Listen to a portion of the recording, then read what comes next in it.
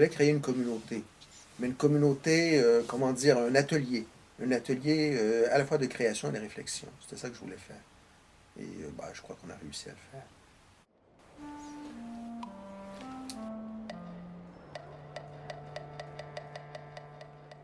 C'était ce plaisir de créer quelque chose qui, dans un département de littérature, ne devrait pas avoir lieu euh, normalement. Une exposition. Et une exposition comme nous l'avons conçue, comme tu l'as mise en place, avec une forte dimension historique, une forte dimension critique, qui a vraiment pris au sérieux cette réflexion sur le comparatisme visuel.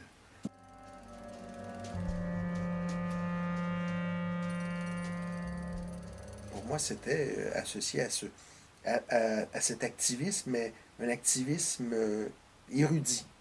Et ça, on peut le faire à l'université. Je pense qu'on peut le faire ailleurs.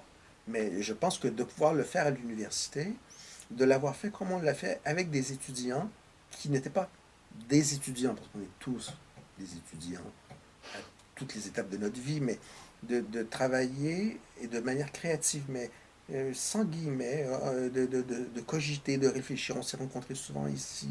Et puis de mettre en place avec plaisir un travail en commun, pour moi, c'est ce que je veux qu'un département universitaire soit.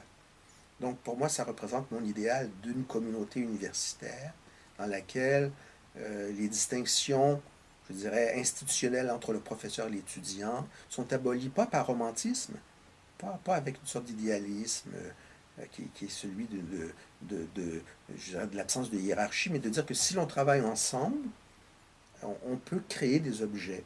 Et je trouve qu'on a réussi à créer quelque chose d'intéressant.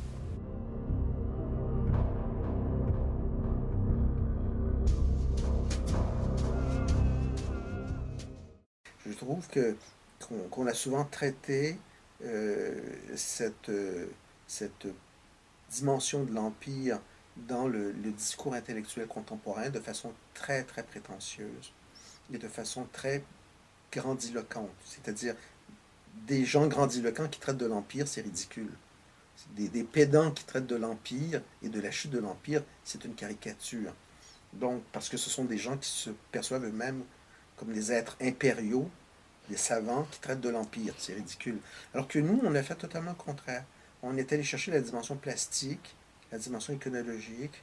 Et je trouve qu'il y a dans l'expo aussi beaucoup de jeux, notamment par le biais des vidéos. C'est-à-dire tout ce travail de montage qui a été fait, qui rend la réflexion sur l'Empire autre chose qu'une réflexion.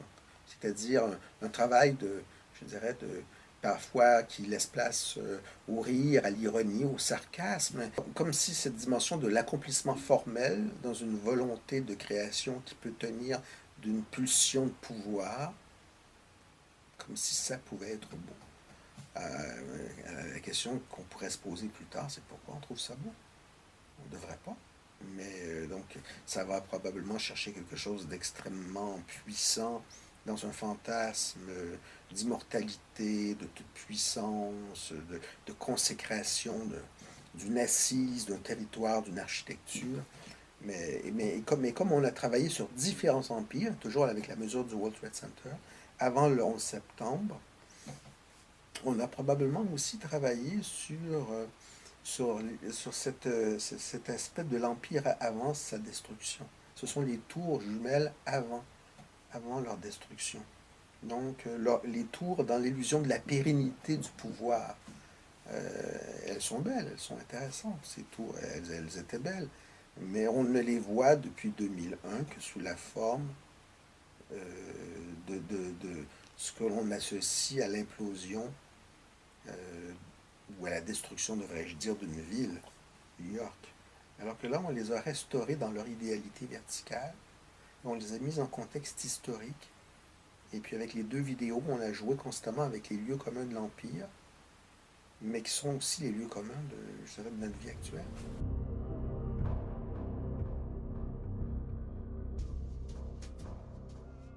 Si l'on s'en tient à ces dernières années, si l'on s'en tient, comme tu le mentionnais à l'instant, assez controverses. Par exemple, le fait qu'on ait enlevé une toile de Pélan d'un grand édifice gouvernemental à Ottawa pour remplacer cette toile de Pélan par un portrait de la reine Élisabeth II.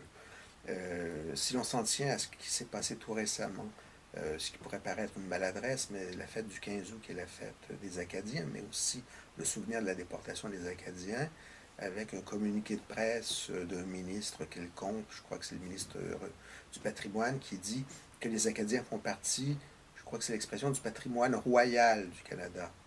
Alors, des déportés de l'Empire qui font maintenant partie du patrimoine royal. C'est fou. C'est fou.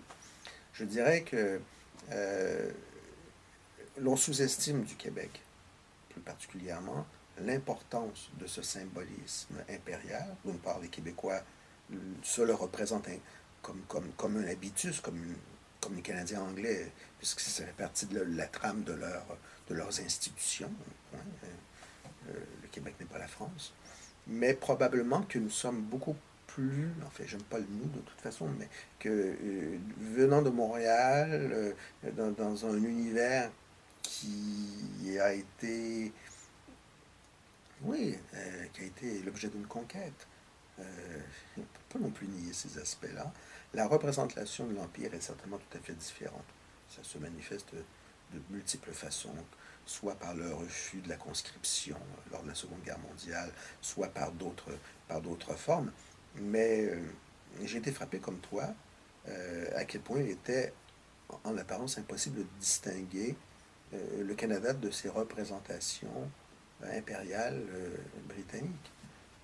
Il ça semble extrêmement puissant et c'est surtout quelque chose qui semble, du fait des enjeux politiques actuels, faire un retour en force.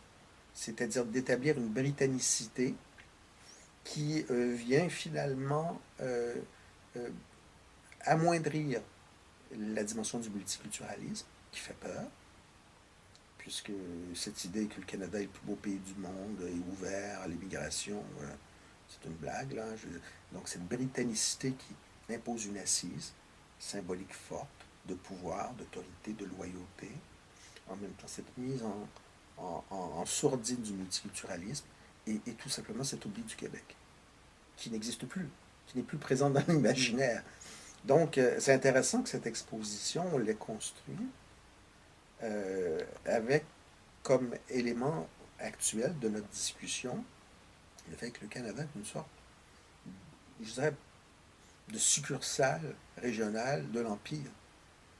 Euh, mais je dirais méchamment que cet aspect, méchamment et peut-être de façon juste, est malheureusement peu perçu par, me semble-t-il, les intellectuels canadiens anglais.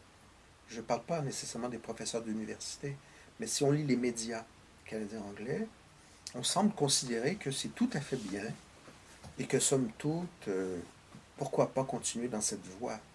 Et moi, ça me semble très grave.